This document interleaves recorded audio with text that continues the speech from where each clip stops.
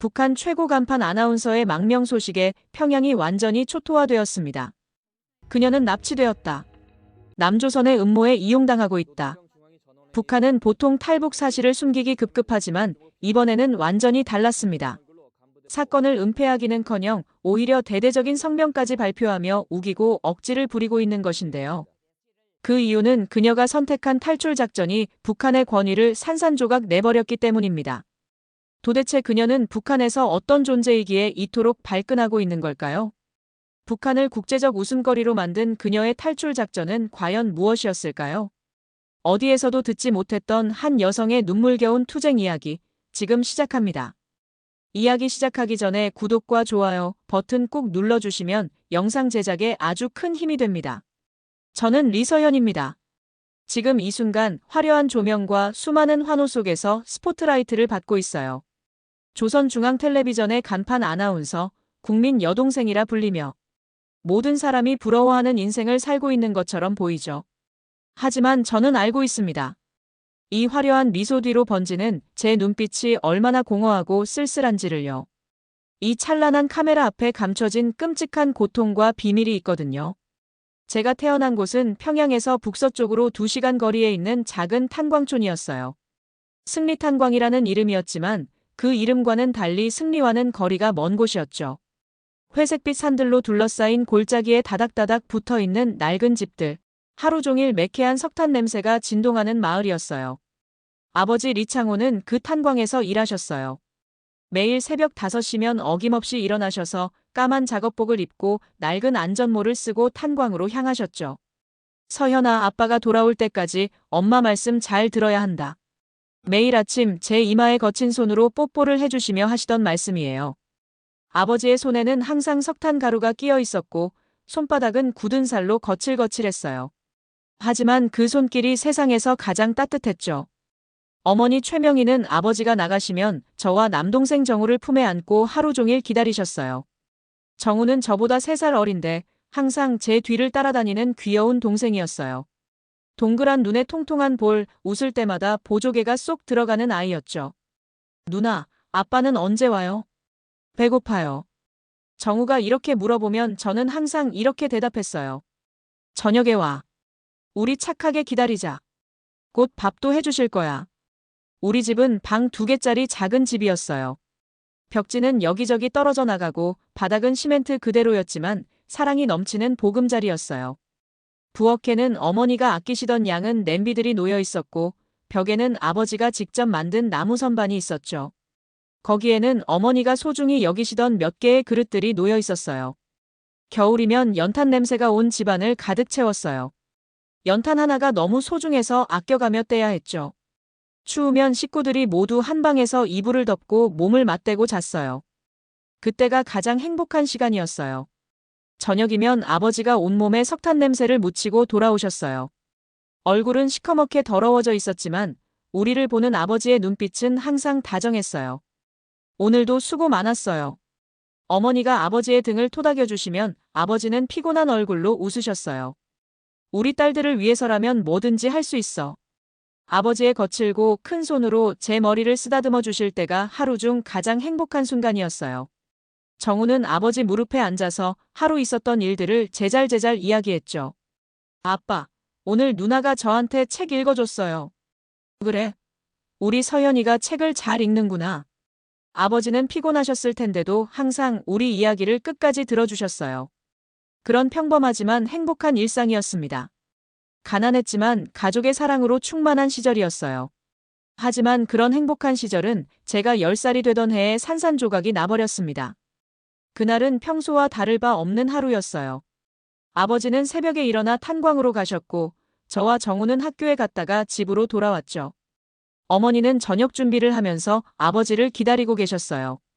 오후 3시쯤이었을 거예요. 갑자기 땅이 흔들리더니 엄청난 폭발음이 들려왔습니다. 그 소리가 너무 커서 집안의 그릇들이 모두 떨어져 깨졌어요. 정우가 무서워서 울기 시작했고 어머니는 급히 창문을 열어보셨어요. 탄광 쪽에서 검은 연기가 치솟고 있었어요. 하늘을 가릴 정도로 짙은 연기였죠. 큰일 났다. 마을 사람들이 모두 밖으로 뛰어나왔어요.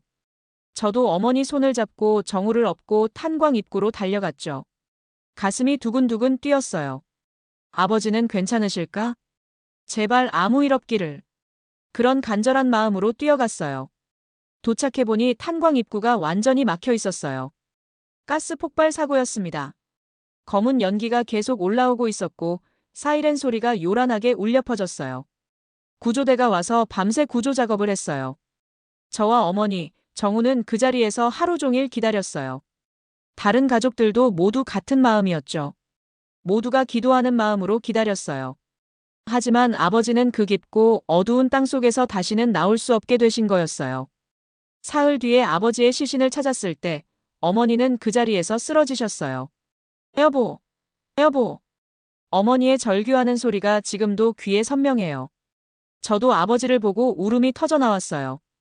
아버지의 얼굴은 알아볼 수 없을 정도였지만 그래도 우리 아버지였어요. 국가에서는 아버지를 혁명 영웅이라고 했어요. 탄광에서 조국을 위해 목숨을 바친 영웅이라고 했죠. 하지만 실제 보상금은 고작 쌀 20kg이 전부였어요. 그것도 곰팡이가 슬어서 제대로 먹을 수도 없는 쌀이었어요. 아버지 목숨값이 썩은 쌀 한 포대라니. 그때 처음으로 이 세상이 뭔가 잘못되었다는 생각이 들었어요. 아버지를 잃고 나니 우리 가족의 삶은 완전히 달라졌습니다.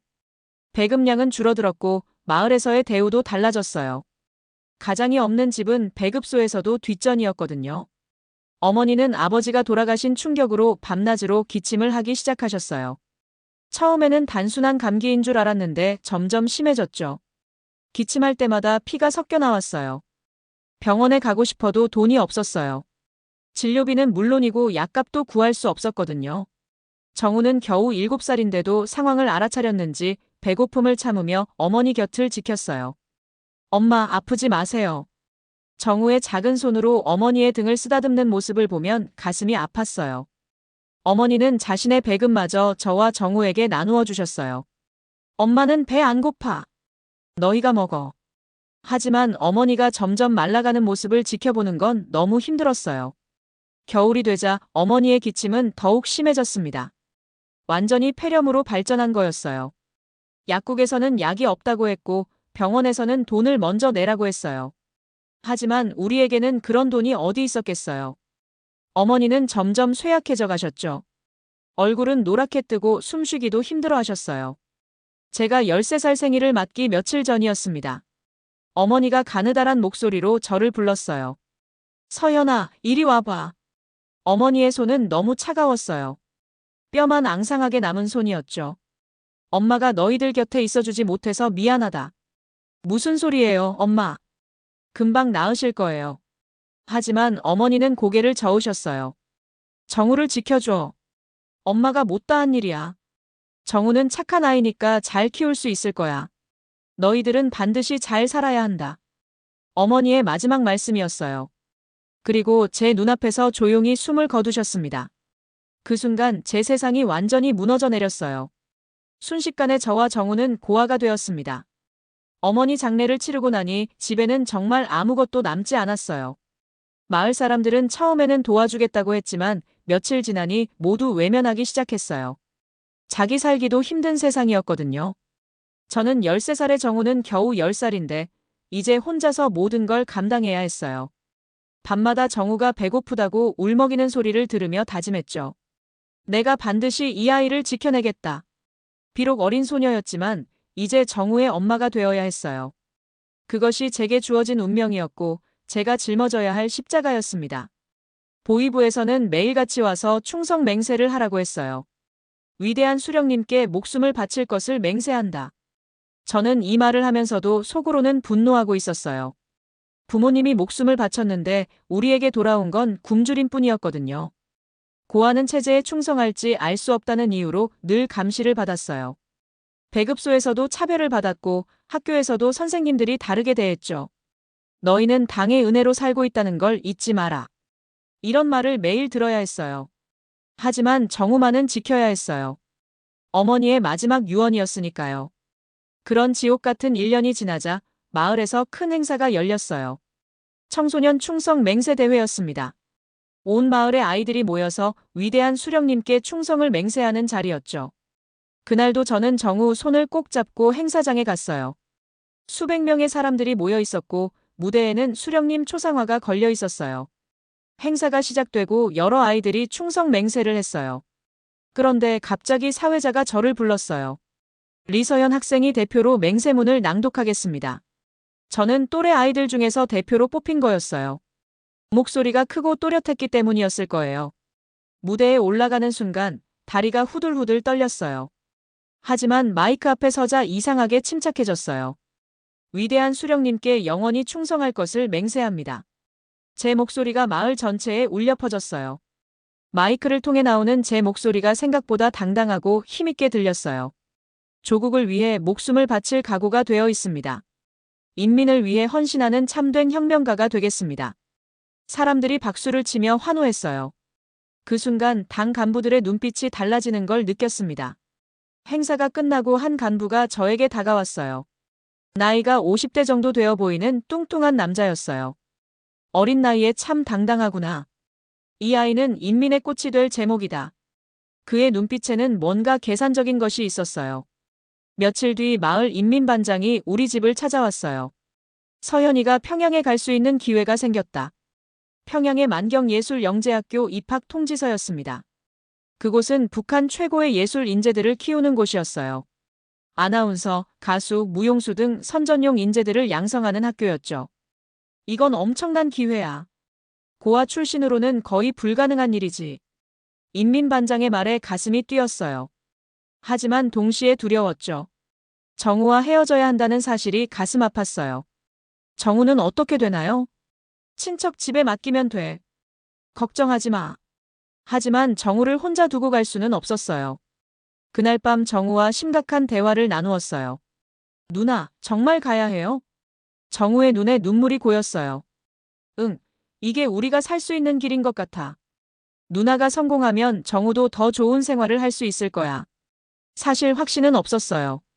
하지만 이 기회를 놓치면 우리에게는 미래가 없을 것 같았거든요. 며칠 뒤 정우를 마을의 친척 집에 맡기고 평양으로 떠났습니다. 누나, 언제 와요? 곧 갈게. 착하게 기다려. 하지만 언제 다시 볼 수 있을지 알 수 없었죠. 버스에서 뒤돌아보니 정우가 손을 흔들고 있었어요. 그 모습을 보고 또 눈물이 났어요. 만경예술영재학교에 도착한 순간부터 제 인생은 완전히 바뀌었어요.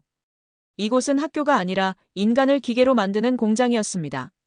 새벽 5시에 일어나서 밤 9시까지 하루 16시간을 쉴 틈 없이 훈련받았어요. 발성 연습, 걸음걸이 교정, 표정 관리, 손짓 연습까지 모든 것이 철저하게 통제되었죠. 인민의 꽃답게 미소를 지어라. 목소리에 감정을 담되 개인적인 감정은 버려라. 조국에 대한 사랑만 표현해야 한다. 개인의 슬픔이나 기쁨은 인민 앞에서 표현하면 안 된다. 선생들은 매일 이런 말을 반복했어요. 특히 고아 출신인 저에게는 더욱 혹독한 검증이 요구되었습니다. 내 충성심을 의심하는 사람들이 있다. 배경이 깨끗하지 못하니 더욱 철저하게 해야 한다. 다른 아이들보다 2배는 더 노력해야 한다. 다른 아이들이 하루에 12시간 훈련을 받을 때 저는 16시간을 받았어요. 밤늦게까지 발성 연습을 하고 새벽에는 사상 교육을 받았죠. 웃는 법도 세세하게 배웠어요. 입꼬리를 정확히 몇 도 올려야 하고 눈가에 주름이 몇 개 생겨야 자연스러운지까지요. 거울 앞에서 수백 번씩 연습했습니다. 웃어라, 리서현. 하지만 진짜 웃음이 아닌 인민을 위한 웃음을 웃어라. 내 개인적인 감정은 중요하지 않다. 오직 조국을 위한 미소만이 가치 있는 것이다. 말하는 법도 철저히 통제받았어요. 억양, 속도, 강세까지 모든 것이 세밀하게 정해져 있었어요. 조국이라는 단어를 말할 때는 목소리를 높이고 수령님을 말할 때는 경건하게, 인민을 말할 때는 따뜻하게 해야 했죠. 하루에 수천 번씩 같은 문장을 반복했어요. 위대한 수령님의 은혜로 우리 인민들이 행복하게 살고 있습니다. 이 문장을 하루에 100번도 넘게 연습했어요. 그렇게 1년, 2년, 3년이 지나면서 저는 점점 기계가 되어갔어요. 웃을 때도 계산된 각도로, 말할 때도 정해진 억양으로, 걸을 때도 측정된 속도로요. 제 안에 진짜 리서현은 어디론가 사라져버렸어요. 거울을 봐도 낯선 사람이 서 있었죠. 예쁘게 화장한 얼굴, 깔끔하게 정리된 머리, 완벽한 미소. 하지만 그 눈 속에는 영혼이 없었어요. 5년이라는 긴 시간이 흘러 저는 18살이 되었고 드디어 조선중앙텔레비전에 데뷔하게 되었습니다. 첫 뉴스를 진행하던 날을 지금도 생생히 기억해요. 스튜디오에 들어서는 순간 다리가 떨렸어요. 하지만 카메라가 돌아가자 자동으로 완벽한 미소가 지어졌어요. 안녕하십니까? 조선중앙텔레비전입니다. 마치 기계에서 나오는 것 같은 완벽한 목소리였어요. 오늘도 위대한 장군님의 현명한 영도 아래 우리 인민들이 행복한 하루를 보내고 있습니다. 이런 말을 하면서도 속으로는 정우 생각만 했어요. 혹시 밥은 제대로 먹고 있을까? 아프지는 않을까? 학교는 잘 다니고 있을까? 그리워서 미칠 것 같았어요. 방송이 끝나고 평양거리를 걸어가는데 사람들이 저를 알아보기 시작했어요. 저기 국민 여동생이다. 우리의 꽃이야. 참 예쁘게 생겼네. 진짜 인민의 자랑이야. 그런 칭찬을 들으면서도 마음 한구석은 늘 공허했습니다. 진짜 제 모습은 아무도 모르니까요. 저는 그저 국가가 만든 완벽한 인형이었어요. 매일 수백만 명의 사람들에게 거짓말을 전하는 기계였죠. 그리고 한국에서는 이런 일이 일어나지 않는다고 들었어요. 방송인들이 개인의 자유와 인격을 존중받으며 일한다고요. 진실을 말할 수 있는 자유가 있다고 하더군요. 그때는 꿈 같은 이야기로만 들렸어요. 몇 달이 지나자 저는 북한 전역에서 가장 유명한 얼굴이 되었어요. 거리를 걸으면 사람들이 몰려들었고 아이들은 저를 보며 눈을 반짝였어요. 나도 커서 서현 누나처럼 될 거야. 그런 말을 들을 때마다 가슴이 아팠어요. 이 아이들이 제 진짜 모습을 안다면 실망할 텐데요. 어느 날 방송국에서 집으로 가는 길이었어요. 평소보다 늦은 시간이라 거리가 어두웠죠. 지름길로 가려다가 평소 가지 않던 골목에 들어갔어요. 그때 제 눈을 의심할 만한 광경을 목격했습니다. 굶주린 아이들이 쓰레기통을 뒤지고 있었어요. 그 아이들의 눈은 완전히 절망에 빠져 있었죠. 뼈만 앙상하게 남은 몸, 더러워진 옷, 헝클어진 머리카락. 그중 한 아이는 겨우 대여섯 살 정도로 보였는데 쓰레기통에서 썩은 음식을 꺼내 먹고 있었어요. 한 구석에는 굶어 죽은 사람의 시체가 있었어요. 아무도 걷어가지 않아서 벌써 며칠은 된 것 같았어요. 냄새가 너무 고약해서 코를 막아야 했죠. 파리들이 시체 주위로 윙윙거리며 날아다니고 있었어요. 바로 몇 시간 전에 제가 읽었던 뉴스 내용과는 완전히 다른 현실이었습니다. 모든 인민이 풍족하고 행복한 생활을 누리고 있다고 말했는데 실제로는 이런 참상이 벌어지고 있었던 거예요. 우리 인민들은 세계에서 가장 행복한 사람들입니다 라고 방송했는데 현실은 지옥이었어요. 그 순간 깨달았어요. 내가 매일 읽는 뉴스가 모두 거짓말이라는 걸요. 나는 거짓말쟁이였어요. 매일 수백만 명의 사람들을 속이는 공범이었던 거죠. 그날 밤 집에 돌아와서 잠을 이루지 못했어요. 거울을 보니 낯선 사람이 서 있었어요. 아름다운 외모 뒤에 숨겨진 추악한 진실을 발견한 거죠. 며칠 뒤 더 충격적인 일이 벌어졌어요. 방송이 끝나고 나서 당 간부 한 명이 저를 불렀거든요. 서현 동지, 잠깐 이야기 좀 하자. 그의 눈빛이 심상치 않았어요. 사무실로 따라가는 제 마음은 벌써 불안으로 가득했습니다. 사무실은 다른 곳보다 훨씬 넓고 호화로웠어요. 벽에는 수령님 초상화가 걸려 있고 책상 위에는 비싼 외국 술병들이 놓여 있었죠. 가죽 소파와 고급 카펫, 그리고 에어컨까지 있었어요. 일반 인민들은 상상도 할 수 없는 호화로운 공간이었어요. 서현 동지, 앉아보게. 그는 가죽 의자를 권했지만 웃음기가 전혀 없었어요. 저는 딱딱한 나무 의자에 앉아서 조심스럽게 그를 바라봤어요. 자너가 방송하는 모습을 보니 참 아름답더군. 인민들도 좋아하고 시청률도 높고 말이야. 특히 남자들 사이에서 인기가 대단하다는군. 처음에는 칭찬인 줄 알았어요. 하지만 그의 시선이 제 얼굴에서 가슴으로, 다리로 훑어내리는 걸 느꼈죠. 마치 물건을 평가하는 것 같은 시선이었어요. 불쾌한 기분이 들었지만 표정에 드러낼 수는 없었어요. 그런 아름다운 꽃에게는 특별한 보살핌이 필요하지 않겠나? 그가 제 어깨에 손을 올렸을 때 온몸에 소름이 돋았어요. 그의 손이 점점 아래로 내려오는 게 느껴졌어요. 아니에요. 저는 그런 보살핌은 필요 없습니다. 최대한 정중하게 거절했지만 그의 표정이 급변했어요. 서현 동지, 자너가 여기까지 올 수 있었던 건 당의 배려 덕분이야. 고아 출신이라는 큰 약점에도 불구하고 기회를 준 거라고. 제 출신을 들먹이며 압박하기 시작했어요. 언제든지 그 자리에서 내려올 수 있다는 걸 잊지 마라. 그때 그가 더욱 충격적인 말을 했어요. 그런데 자네 동생 정우 말이야. 정우 이름이 나오는 순간 심장이 멈출 것 같았어요. 참 똑똑한 아이더군. 하지만 요즘 이상한 책들을 읽는다는 소문이 있어. 정우는 제가 몰래 구해다 준 남한 소설을 읽고 있었거든요. 그 책들을 통해 바깥 세상이 어떤 곳인지 조금씩 알아가고 있었죠. 반동 사상에 물든 것 같은데 이런 일은 심각하게 다뤄야 하지 않겠나? 그는 제 약점을 정확히 찌르고 있었어요. 동생은 잘못이 없어요. 제발 그 아이만은. 무릎을 꿇고 빌었지만 소용없었어요. 그러면 누나가 협조해야지. 그래야 동생이 안전하지 않겠나? 그의 더러운 손이 제 뺨을 쓰다듬었어요. 온몸이 떨렸지만 저항할 수 없었어요. 정우가 위험해질 수 있었거든요. 생각해보고 답을 하게. 시간은 많지 않아. 그날 밤 집에 돌아와서 하루 종일 울었어요. 어떻게 해야 할지 모르겠었어요.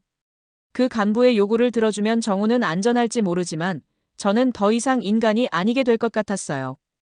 거절하면 정우가 정치범 수용소에 갈 수도 있었어요. 며칠 뒤 정말로 보위부 요원들이 정우를 데려갔어요. 그날은 제가 생방송을 하는 날이었어요. 방송 중에 급히 쪽지가 전달되었죠. 너의 동생을 데려갔다. 반동 사상 혐의다. 그 쪽지를 읽는 순간 세상이 무너지는 것 같았어요. 하지만 카메라는 돌아가고 있었고 저는 웃으면서 뉴스를 계속 읽어야 했어요. 오늘도 우리 인민들은 위대한 수령님의 은혜 속에서 행복한 하루를 보냈습니다. 이런 말을 하면서도 눈물이 나려고 했어요. 겉으로는 웃고 있지만 속으로는 완전히 부서져가고 있었죠. 목소리는 평소와 똑같이 나왔지만 마음은 피눈물을 흘리고 있었어요. 방송이 끝나자마자 보위부로 달려갔어요. 제발 동생을 돌려주세요. 그 아이는 아무 잘못이 없어요. 무릎을 꿇고 빌었지만 묵살당했어요. 너가 협조하면 동생이 나올 수 있다. 선택은 너가 하는 거야. 그들은 정우를 볼모로 저를 완전히 길들이려고 했던 거예요. 정우는 정치범 수용소로 보내졌어요. 그곳은 들어가면 다시 나올 수 없는 지옥이었습니다. 하루에 16시간씩 강제 노동을 시키고 굶주림으로 사람들을 고문하는 곳이었죠. 제가 아는 사람 중에 그곳에 갔다가 살아나온 사람은 한 명도 없었어요. 그날 밤부터 저는 완전히 달라졌어요. 방송 중에도 웃고 있지만 속으로는 매일 울고 있었죠. 뉴스 원고를 읽으면서도 계속 정우 생각만 했어요. 정우는 지금 어디서 무슨 고생을 하고 있을까? 밥은 제대로 먹고 있을까? 추위에 떨고 있지는 않을까? 아니면 이미 그런 생각은 하기도 싫었어요. 한 달이 지나도 정우 소식은 들을 수 없었어요. 보위부에 가서 물어봐도 조사 중이라는 말만 들었죠. 그 간부는 여전히 저를 괴롭혔어요. 정우가 빨리 나오려면 누나가 협조해야 하는데. 하지만 저는 끝까지 거절했어요. 정우에게 부끄러운 누나가 될 수는 없었거든요. 그런 지옥 같은 나날이 계속되던 어느 날이었어요. 방송국 국장이 저를 불렀습니다. 서현 동지, 좋은 소식이 있네. 해외 원정 취재단에 합류하게 되었어. 미국에 가서 북한의 우수성을 선전하는 방송을 찍는다는 거였어요. 처음에는 별로 관심이 없었어요. 하지만 곧 깨달았죠. 이것이 제 인생의 마지막 기회일지도 모른다는 걸요. 해외에 나가면 탈출할 수도 있잖아요. 물론 정우를 두고 갈 수는 없었지만 혹시 모르니까요. 감사합니다. 최선을 다하겠습니다.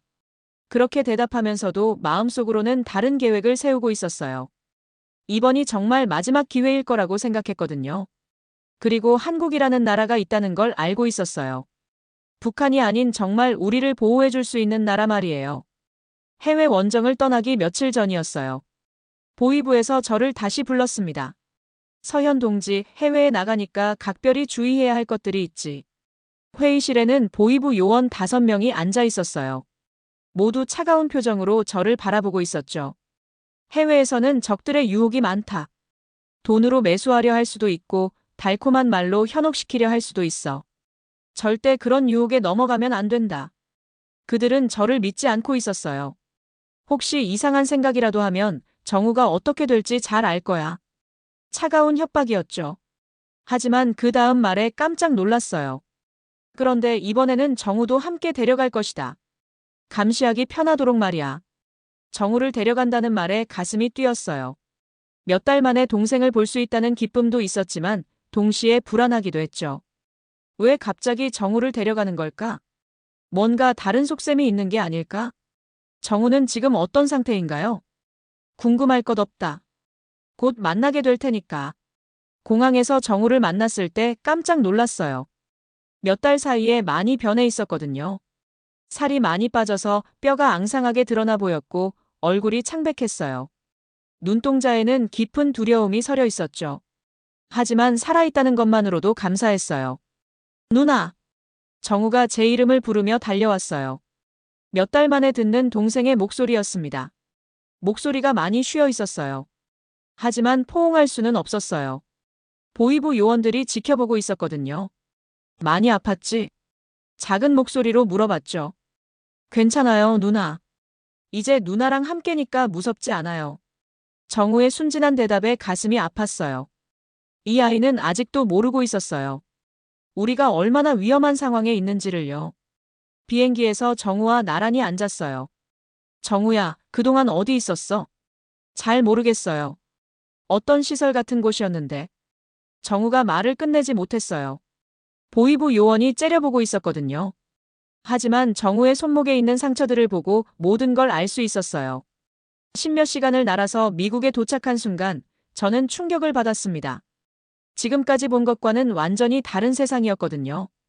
공항에서 나오는 순간부터 모든 게 달랐어요. 우선 공기부터 달랐어요. 평양의 매캐한 공기와는 달리 맑고 신선했어요. 거리에 검열관이나 인민반장이 보이지 않았어요. 사람들이 자유롭게 웃고 떠들며 걸어다녔죠. 누구 하나 긴장한 기색이 없었어요. 북한에서는 항상 누군가의 감시를 받는다는 긴장감 속에서 살았는데 여기서는 그런 게 전혀 없었어요. 아이들이 아이스크림을 들고 뛰어놀고 있었어요. 북한에서는 상상도 할 수 없는 광경이었습니다.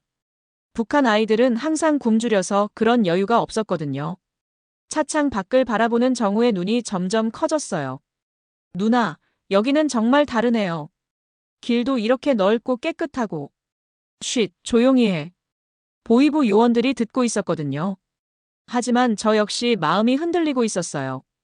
지금까지 제가 방송에서 읽었던 내용들이 모두 거짓이었다는 걸 확실히 알았거든요. 미제국주의자들은 굶주리고 있다고 했는데 실제로는 풍요로운 삶을 살고 있었어요. 거리의 상점들은 온갖 물건들로 가득했고 사람들의 옷차림도 깔끔했죠. 북한에서는 배급표를 가져가야 겨우 쌀을 받을 수 있는데 여기서는 돈만 있으면 뭐든지 살 수 있는 것 같았어요. 자본주의는 인간을 기계로 만든다고 했는데 오히려 사람들이 더 자유로워 보였어요. 누구의 눈치도 보지 않고 웃고 떠들고 자유롭게 움직이고 있었거든요. 호텔에 도착해서도 충격은 계속되었어요. 로비부터가 북한의 어떤 건물보다 화려했어요. 크리스털 샹들리에가 반짝이고 대리석 바닥이 거울처럼 빛났어요. 수도꼭지를 틀면 맑은 물이 콸콸 나왔고 전기도 하루 종일 켜져 있었어요. 북한에서는 꿈도 꿀 수 없는 일이었죠. 평양에서도 전기는 하루에 몇 시간만 들어왔거든요. 화장실에는 휴지가 넉넉하게 있었고 샤워할 때는 뜨거운 물이 마음껏 나왔어요. 샴푸와 비누도 향기로웠어요. 침대는 푹신했고 이불은 따뜻했어요. 북한에서는 상상도 할 수 없는 호화로운 생활이었어요. 정우가 작은 목소리로 속삭였어요. 누나, 우리가 살던 곳은 정말 좋은 곳이었을까요? 여기 사람들이 더 행복해 보이는데. 그 순간 깨달았어요. 정우도 저와 똑같은 생각을 하고 있다는 걸요. 정우야, 우리가 살던 곳은. 말을 다 하지 못했어요. 보이부 요원이 다가오고 있었거든요. 하지만 그 짧은 순간의 대화만으로도 충분했어요. 우리 남매는 똑같은 결론에 도달하고 있었어요. 지금까지 우리가 살던 곳은 감옥이었다는 걸요. 다음 날부터 본격적인 취재가 시작되었어요. 북한의 우수성을 선전하는 방송을 찍는다고 했지만 실제로는 비교가 안 되었어요. 미국의 일반 시민들이 누리는 생활 수준이 북한의 최고 간부들보다 훨씬 나았거든요. 스튜디오에서 방송을 녹화하면서도 계속 주변을 살펴봤어요. 기술 장비들이 얼마나 발달되어 있는지, 직원들이 얼마나 자유롭게 일하는지요. 북한에서는 매 순간 감시받으며 일해야 하는데 여기서는 아무도 누구를 감시하지 않았어요. 점심시간에 현지 직원들과 함께 식사를 했어요. 그들은 자유롭게 정치 이야기를 하고 정부를 비판하기도 했어요. 북한에서는 상상도 할 수 없는 일이었죠. 대통령이 잘못하고 있다고 생각해요. 이번 정책은 정말 별로예요. 이런 말을 아무렇지 않게 하는 걸 보고 깜짝 놀랐어요. 북한에서 그런 말을 했다가는 바로 정치범 수용소에 갈 텐데요. 길거리에서도 놀라운 광경들을 많이 봤어요. 시위하는 사람들이 있었는데 경찰들이 그들을 보호하고 있었어요. 북한에서는 시위라는 것 자체가 불가능하죠. 조금이라도 불만을 표출하면 바로 연행되거든요. 그런데 여기서는 정부에 반대하는 목소리를 내는 것이 당연한 권리인 것 같았어요. 어느 날 쇼핑몰에 갔을 때였어요. 온갖 종류의 음식과 옷, 생활용품들이 넘쳐났어요. 정우가 장난감 가게 앞에서 넋을 잃고 서 있었어요. 북한에서는 본 적 없는 신기한 장난감들이 가득했거든요. 로봇 장난감, 자동차 장난감, 레고 블록. 정우의 눈이 반짝반짝 빛났어요. 정우야, 가자. 보이부 요원들이 지켜보고 있어서 오래 있을 수는 없었어요. 하지만 정우의 눈에는 동경이 가득했어요. 그날 밤 호텔방에서 정우가 속삭였어요. 누나, 여기 사는 아이들은 정말 행복할 것 같아요. 우리도 여기서 살 수 있으면 좋겠어요. 정우의 순진한 바람을 들으니 가슴이 아팠어요. 이 아이가 꿈꾸는 자유를 줄 수 있을까? 그런데 그 다음 날 예상치 못한 일이 일어났어요. 현지 기자 한 명이 저에게 다가온 거예요. 운명을 바꿀 만남이 시작된 거였죠. 그리고 한국이라는 나라가 우리를 기다리고 있다는 걸 알게 될 거예요. 태극기라는 깃발 아래에서 진짜 보호받을 수 있는 나라 말이에요. 방송 촬영이 끝나고 잠시 쉬는 시간에 한 남자가 저에게 다가왔어요. 중년의 동양인 남성이었는데 뭔가 다른 사람들과는 다른 느낌이었어요. 안녕하세요, 리서현 씨. 유창한 한국어였어요. 한국 기자였던 거예요. 북한 사람들과는 확연히 다른 억양이었거든요. 저는 한국방송사 특파원입니다. 그가 명함을 건네려다가 멈췄어요. 보이부 요원들이 지켜보고 있었거든요. 대신 그는 자연스럽게 다른 이야기를 시작했어요. 북한의 방송은 정말 수준이 높네요. 아나운서분들의 발음도 정확하고 전달력도 뛰어나고요. 겉으로는 칭찬하는 말이었지만 그의 눈빛이 뭔가 다른 메시지를 전하고 있었어요. 그 눈빛에는 동정과 안타까움이 섞여 있었어요. 마치 제 속마음을 들여다보는 것 같았죠. 북한 분들이 미국에 오시는 것도 좋은 경험이 될 것 같네요. 다양한 문화를 접할 수 있는 기회니까요. 그의 말에는 숨겨진 의미가 있는 것 같았어요. 그때 갑자기 실수한 척하며 펜을 떨어뜨렸어요. 제가 펜을 주워주려고 몸을 숙이는 순간 작은 쪽지를 제 손에 쥐어줬어요. 감사합니다. 그는 아무렇지 않게 펜을 받고 가버렸어요. 저는 쪽지를 주먹 안에 꽉 쥐고 있었어요. 심장이 빨리 뛰기 시작했거든요. 이게 무슨 뜻인지 대충 짐작할 수 있었어요. 하지만 동시에 무서웠어요. 혹시 함정이 아닐까? 보이부에서 저를 시험하는 건 아닐까? 화장실에 가서 조심스럽게 쪽지를 펼쳐봤죠. 내일 오후 3시 한국대사관 앞. 길이 열려 있다. 그 짧은 문장을 읽는 순간 온몸이 떨렸어요. 이제 선택해야 할 시간이 왔구나. 자유를 향한 마지막 기회가 주어진 거구나. 하지만 동시에 두려웠어요. 실패하면 정우와 함께 죽을 수도 있었거든요. 쪽지를 즉시 변기에 버리고 물을 내렸어요. 하지만 그 내용은 머릿속에 선명하게 남아있었죠. 정우에게 신호를 보내야 했어요. 어릴 때 우리만의 비밀 신호가 있었거든요. 손바닥에 작은 원을 그리면 탈출이라는 뜻이었어요. 부모님이 돌아가신 후 만든 우리만의 암호였죠. 다음 날 아침 식사 시간에 정우에게 그 신호를 보여줬어요. 정우가 눈을 크게 뜨더니 고개를 끄덕였어요. 그 아이도 알아차린 거였어요. 하지만 동시에 두려움도 느껴졌어요. 정우의 눈에 기대와 공포가 동시에 보였거든요. 누나, 정말요? 정우가 작은 목소리로 물어봤어요. 응, 하지만 아무에게도 말하면 안 돼. 그날 하루 종일 저는 잠을 이루지 못했어요. 내일이면 우리 인생이 완전히 바뀔 수도 있었거든요. 성공하면 자유를 얻지만 실패하면 죽을 수도 있었어요. 하지만 이대로 돌아가면 어차피 지옥 같은 삶이 기다리고 있었죠. 정우는 다시 수용소에 가게 될 거고 저는 평생 거짓말을 읽으며 살아야 했어요. 그런 삶이라면 차라리 자유를 향해 도전해보자고 생각했어요. 다음 날이 밝았어요. 운명의 날이었습니다. 오후에는 할리우드 스튜디오를 견학하는 일정이 있었어요. 한국 대사관은 그 근처에 있었죠. 아침에 일어나서 평소와 똑같이 행동했어요. 보이부 요원들이 의심하면 안 되었거든요. 오늘은 할리우드를 구경하는군요. 네, 기대됩니다. 스튜디오에 도착하니 정말 많은 사람들이 있었어요.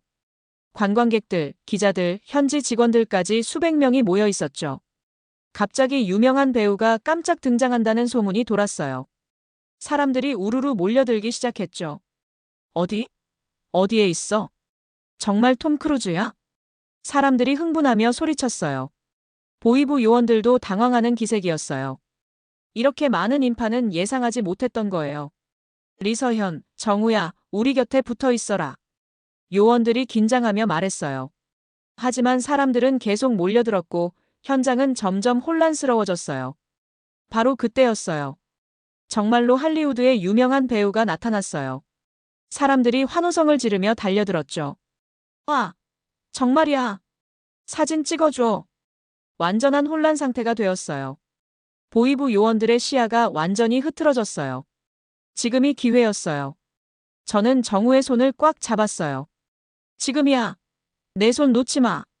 사람들 틈을 헤치며 달리기 시작했어요. 정우도 제 뒤를 따라 필사적으로 뛰었죠. 보이부 요원들이 뒤늦게 눈치채고 따라오기 시작했어요. 리서현, 리정우, 어디 가는 거야? 서지 않으면 쏜다. 하지만 이미 늦었어요. 우리는 인파에 섞여 사라진 뒤였거든요. 거리로 나와서도 계속 뛰었어요. 숨이 가빠도 멈출 수 없었어요. 뒤에서 쫓아오는 발소리가 들렸거든요. 저기다. 한국 대사관. 멀리서 태극기가 보였어요. 그 깃발이 이렇게 아름답게 보인 적은 처음이었어요. 희망의 상징처럼 느껴졌거든요. 빨간색과 파란색이 어우러진 그 깃발이 저희를 부르는 것 같았어요. 하지만 대사관은 아직 멀었어요. 그런데 정우가 갑자기 비틀거렸어요. 돌계단에 발이 걸려 넘어진 거예요. 정우야. 저는 급히 달려가서 정우의 팔을 붙잡았어요. 무릎이 까져서 피가 나고 있었어요. 괜찮아. 일어날 수 있어? 네, 누나. 괜찮아요. 정우가 용기를 내서 다시 일어났어요. 아픈 것도 참고 다시 뛰기 시작했죠. 우리는 서로의 손을 더욱 꽉 잡고 마지막 힘을 내어 뛰었습니다. 바로 그때 한국 대사관 정문이 보였어요. 태극기가 바람에 펄럭이고 있었죠. 자유가 바로 코앞에 있었어요. 하지만 뒤에서 보이부 요원들의 목소리가 점점 가까워지고 있었어요. 리서현, 서지 않으면 정말 쏜다. 그들이 정말로 쏠 수도 있었어요. 하지만 멈출 수는 없었어요.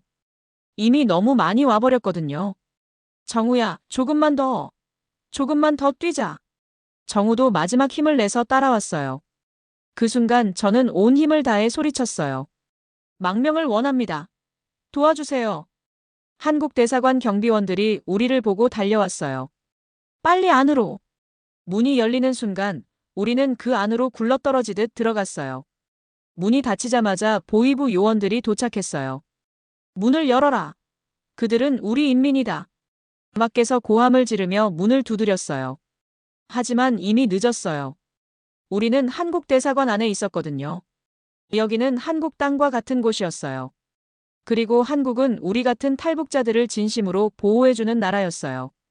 북한과는 완전히 다른 따뜻한 나라였죠. 한국 대사관 안에 들어서는 순간 세상이 완전히 달라진 기분이었어요. 경비원이 저와 정우에게 다가왔어요. 괜찮습니까? 다치신 곳은 없나요?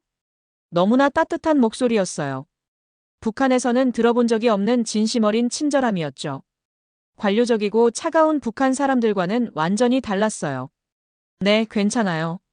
감사합니다. 저는 떨리는 목소리로 대답했어요. 정우는 무릎을 다쳤지만 아픈 내색을 하지 않았어요. 그때 한국 외교관 한 분이 나타났어요. 마음씨 좋아 보이는 50대 남성이었어요. 여기는 안전합니다. 이제 아무도 여러분을 해칠 수 없어요. 그 말을 듣는 순간 무릎이 풀렸어요. 정말로 안전한 곳에 도착한 거였어요. 위를 올려다보니 태극기가 천장에 걸려 있었어요. 그 깃발을 보면서 처음으로 보호받는다는 느낌을 받았어요. 어릴 때 부모님이 저를 품에 안아주던 그런 따뜻함이었죠. 외교관이 물 한 잔을 가져다 주셨어요. 천천히 마시세요. 이제 급할 것 없어요. 정우가 물을 마시면서 울기 시작했어요. 누나, 우리 정말 자유가 된 거예요? 그래, 정우야. 이제 자유야. 저도 눈물이 나려고 했지만 참았어요. 아직 끝난 게 아니었거든요. 밖에서는 여전히 보위부 요원들이 소란을 피우고 있었어요. 문을 열어라. 저들은 납치범들이다. 국제법을 위반하는 행위다. 하지만 그들은 더 이상 우리에게 손댈 수 없었어요. 여기는 외교 지역이었으니까요. 외교관이 상황을 설명해 주셨어요. 이곳은 한국의 영토와 같습니다. 국제법으로 보호받는 공간이에요. 북한 당국이 아무리 요구해도 여러분을 넘겨줄 수 없어요. 그러면서 앞으로의 절차에 대해 안내해 주셨죠. 앞으로 며칠간 여기서 지내시면서 필요한 서류를 준비하겠습니다. 그 다음에는 안전한 경로로 한국으로 모셔다 드릴게요. 한국으로 간다는 말에 가슴이 뛰었어요. 자유로운 나라로 가는 거였어요. 더 이상 거짓말을 읽지 않아도 되고 누구 눈치를 보지 않아도 되는 곳이었죠. 대사관 직원들이 우리를 위해 임시 숙소를 마련해 주셨어요. 깨끗한 침대와 따뜻한 이불, 그리고 깨끗한 화장실까지 있었어요. 정우의 상처를 치료해 주시고 깨끗한 옷도 가져다 주셨어요. 우리가 이런 대접을 받을 자격이 있을까요? 정우가 조심스럽게 물어봤어요. 물론이죠. 여러분은 자유를 찾아온 소중한 분들이에요. 외교관의 대답에 또 눈물이 났어요. 북한에서는 고아라는 이유로 항상 차별받았는데 여기서는 소중한 존재로 대해주시는 거였어요. 그날 밤 대사관에서 처음으로 편안하게 잠들 수 있었어요. 오랜만에 악몽을 꾸지 않았거든요. 꿈속에서 부모님이 나타나셨어요. 서연아, 잘했다. 정우를 잘 지켜줬구나. 어머니의 목소리였어요. 이제 자유롭게 살아도 돼.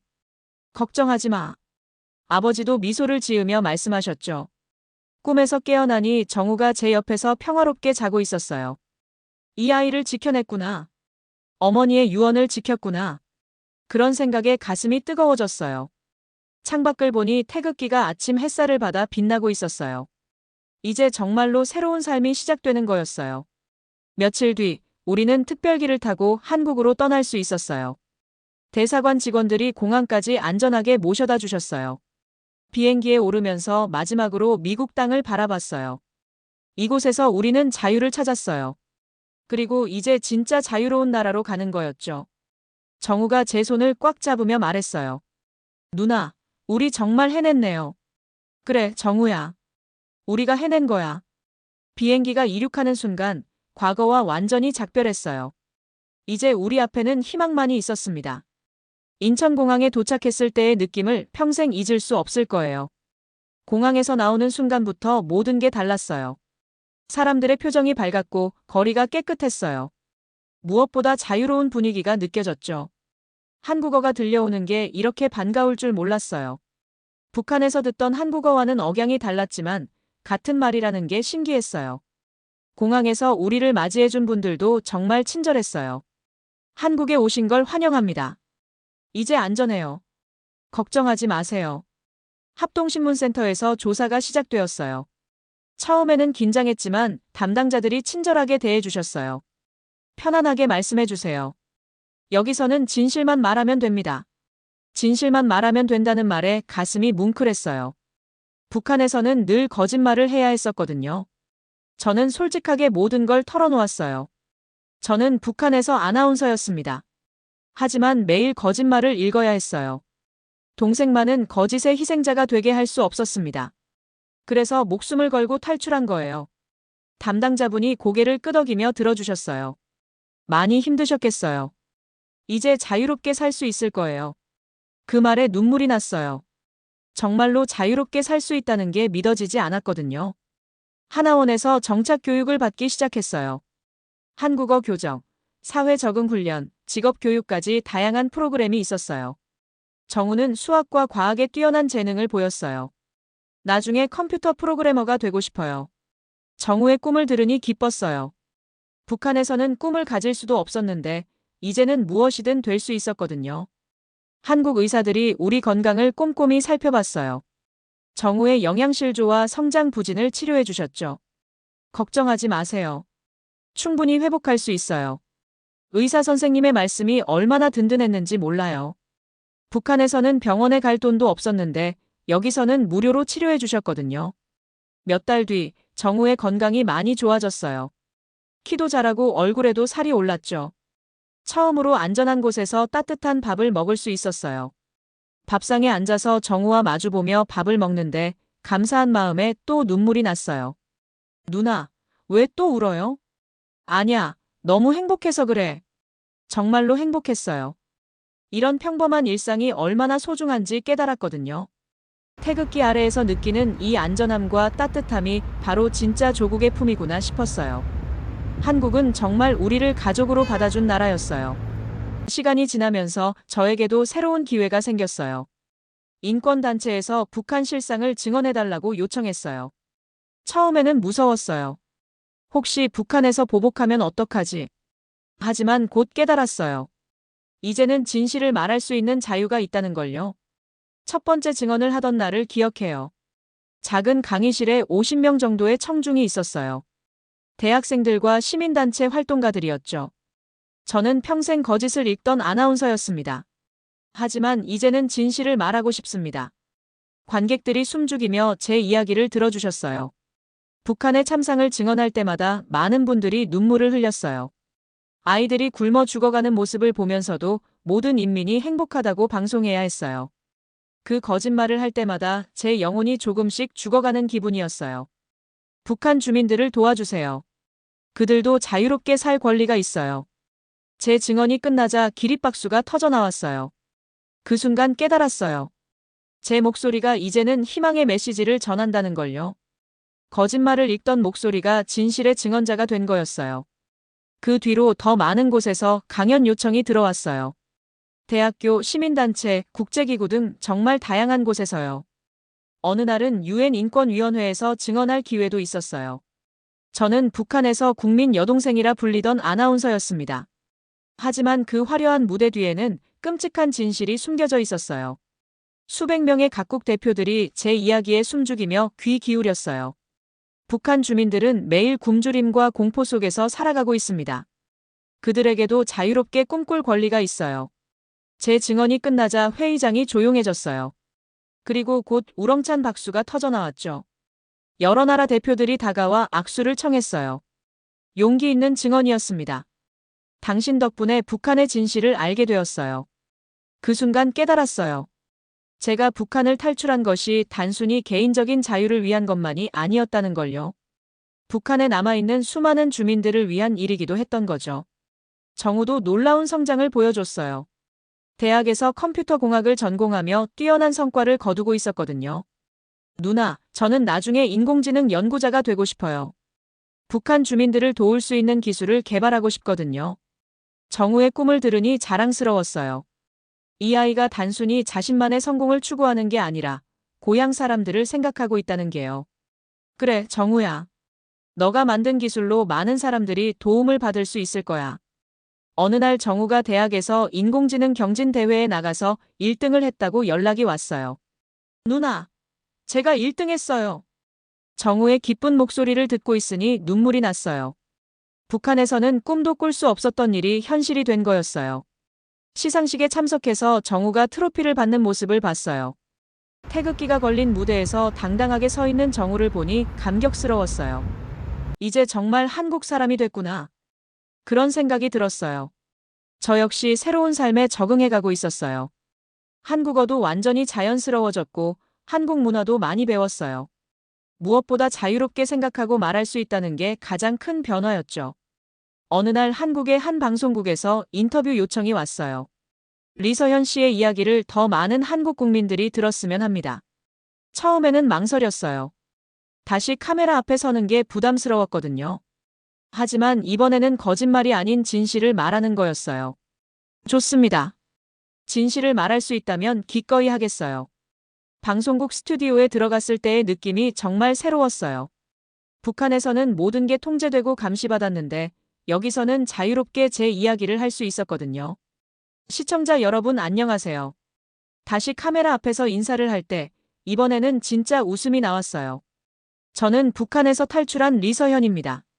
오늘은 제 진짜 이야기를 들려드리고 싶어요. 그 방송이 나간 뒤 정말 많은 반응이 있었어요. 시청자들이 보내주신 편지와 메시지들을 읽으며 감동받았어요. 용기를 주셔서 감사합니다. 덕분에 자유의 소중함을 깨달았어요. 북한 주민들을 위해 기도하겠습니다. 이런 따뜻한 메시지들을 받으며 깨달았어요. 제 이야기가 단순히 과거의 경험담이 아니라 현재와 미래를 위한 메시지라는 걸요.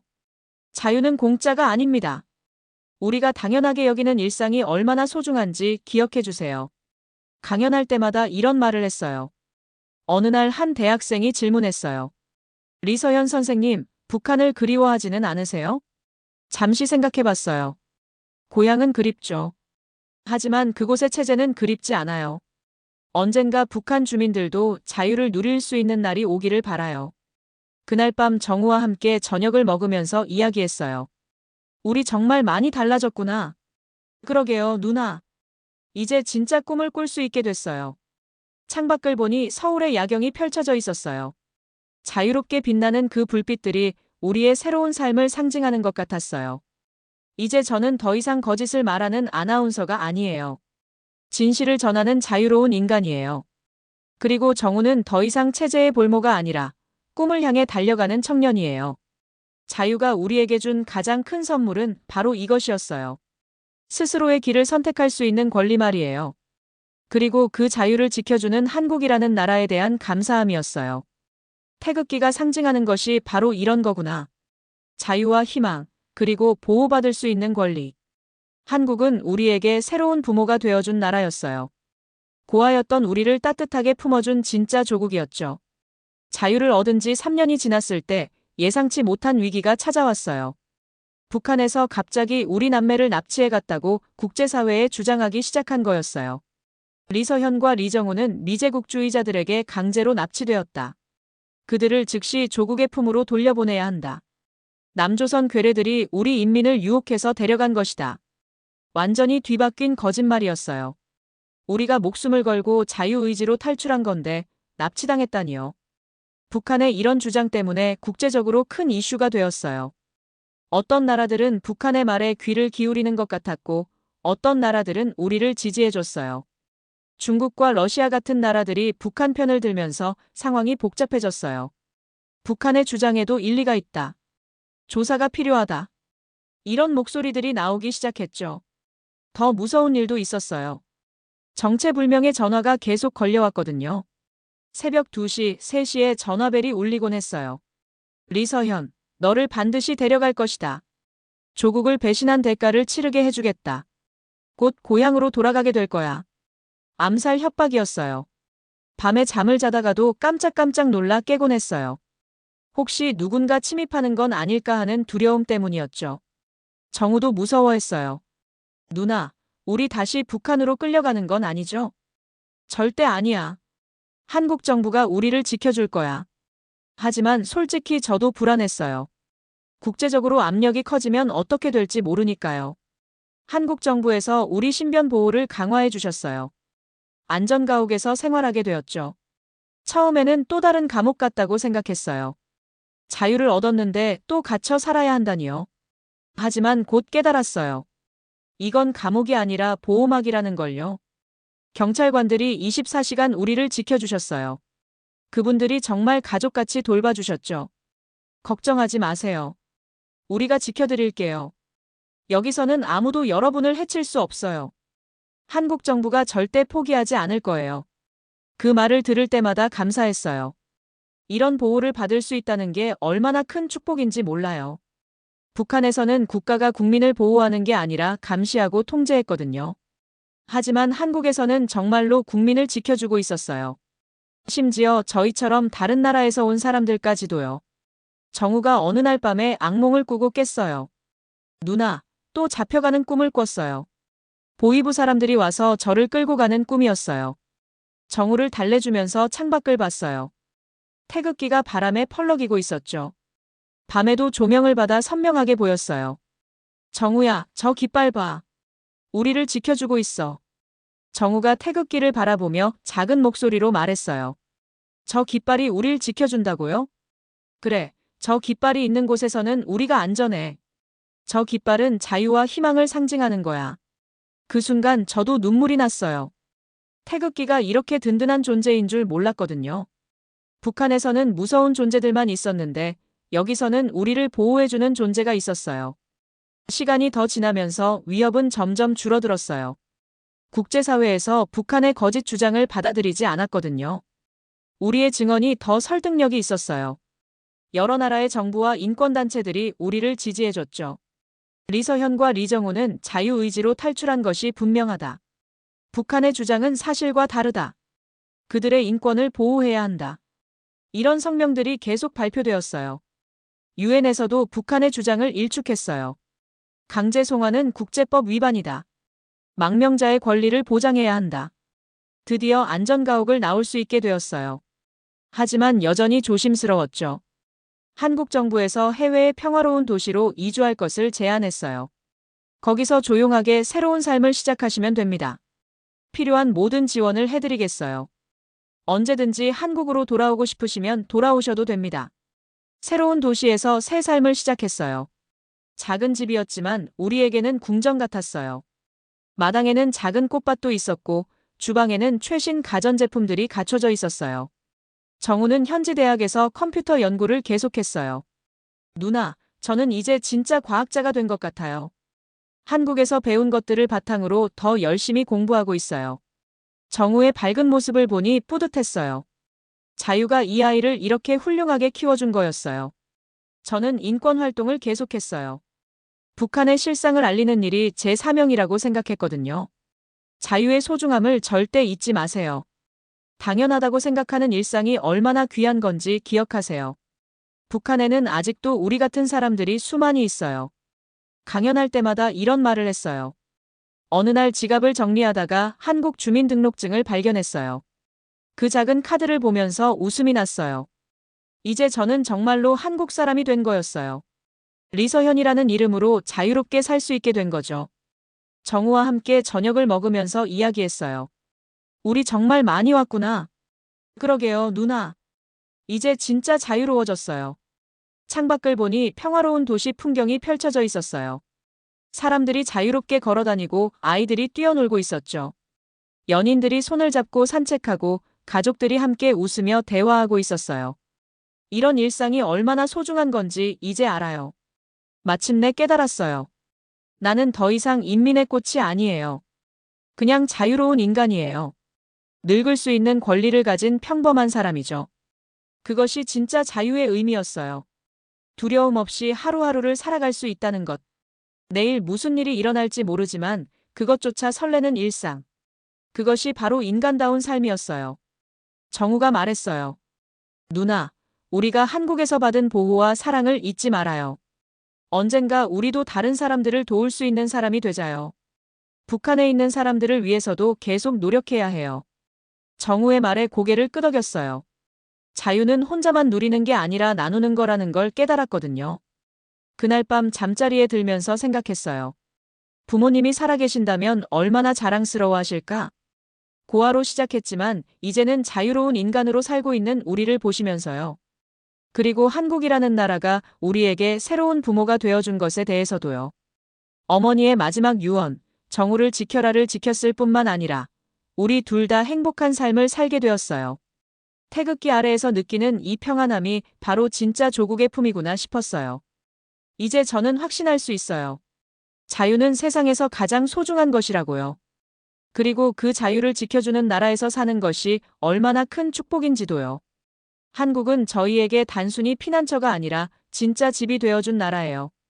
태극기가 바람에 펄럭일 때마다 생각해요. 이 깃발 아래에서 우리는 진정한 인간으로 살 수 있다고. 그리고 언젠가 북한의 모든 사람들도 이런 자유를 누릴 수 있는 날이 올 거라고. 그날까지 저는 계속 진실을 말할 거예요. 거짓이 아닌 진실을. 절망이 아닌 희망을. 그것이 자유를 얻은 제가 할 수 있는 일이니까요.